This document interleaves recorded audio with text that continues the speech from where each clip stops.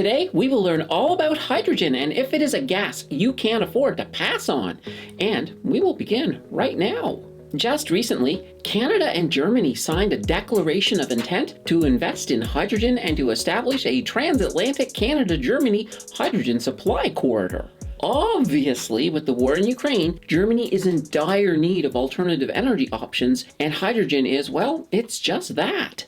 On the plus side, hydrogen is the most plentiful element in the universe, and green hydrogen is a clean energy that has a net zero carbon footprint. Green hydrogen can be produced using renewable energy, such as wind power, to generate the needed power for water electrolysis. Now, water electrolysis will basically split water molecules into oxygen and hydrogen. That hydrogen can then be stored as ammonia with the addition of nitrogen to make it easy to transport, or in this case, ship off to Germany. Before our tankers set sail, let me know in the comments if you are invested in any of the elements. I have dabbled in copper and gold, and I do plan to take a more serious look at hydrogen. As always, I am very grateful to see you all here in the home of free financial content on YouTube. If you are new, please subscribe right now so you won't miss a single moment, and a huge thank you for that click. Hydrogen is the simplest of the elements, and it makes up 75% of matter in the universe, so it is pretty abundant. It is a very light, colorless, and odorless gas that is non-toxic, but yet it is very combustible. It was first discovered way back in 1671, and then by 1806, it was used in the first internal combustion engine. It was also used in the Zeppelins, including the Hindenburg, which demonstrates just how flammable hydrogen can be. When it comes to exploding hydrogen, you may think about the hydrogen bomb, which is a second-generation nuclear weapon.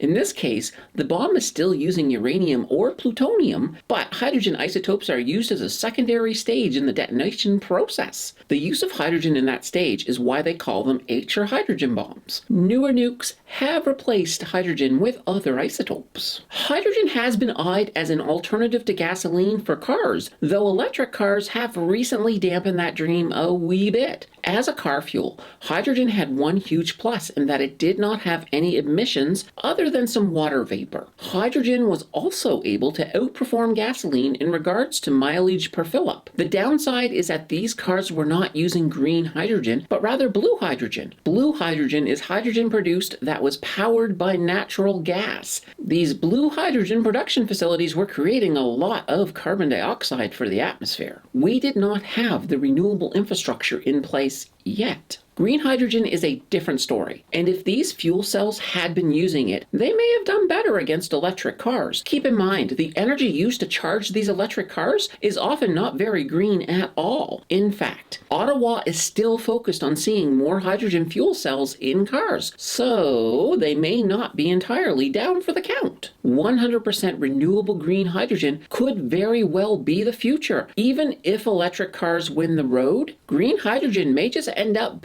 powering their charge. Going back to the deal with Germany, the intention is to build a huge wind farm in Newfoundland to power the facility that would be producing the green hydrogen. We would then be shipping that hydrogen to Germany in, of course, an ammonia package. World Energy GH2 is the company behind the proposed project in Newfoundland. They want to build that massive wind farm that would provide all the energy in the creation of this very green hydrogen. There are still some hurdles, and some of the nearby residents of nearby Stephenville are not too keen on having a wind farm near them. However, with all the bigger players in agreement, this does look like it could be nearing a done deal. Green hydrogen ticks all the climate change boxes, and it is another step towards liberating us from relying on foreign oil, as well as create a fantastic export to add a few dollars, well, to the Canadian coffer. This sounds great. However, as investors, we need to ask if hydrogen is an opportunity for us to make some money.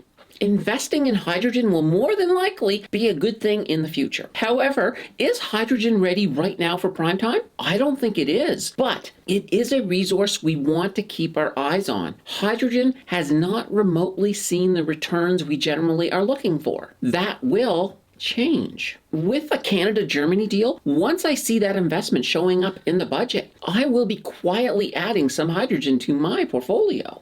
Horizon has a hydrogen ETF, the Global Hydrogen Index ETF with a ticker of HYDR. Make sure it is the Canadian one, as the US also has a hydrogen ETF with the exact same ticker. Not to say you can't have both. I am not really going to break down their numbers, as they are absolutely dismal for now. This is an investment that has suffered a little in the bear market, but nonetheless, their glory days are ahead, not behind. This is an ETF I will watch as the hydrogen story is written. If you are looking for a long-term return, that ETF may be massively on sale compared to where it may be a few years from now. I did buy 2 shares in my TFSA, if only to keep an eye on them and maybe look at adding to that position as the hydrogen industry looks to explode. Well, hopefully not like the Hindenburg. The fun does not have to end here, because you can always watch my video on the recent market rally that I have linked on the left, or you can check out the video on the right that YouTube thinks you will like.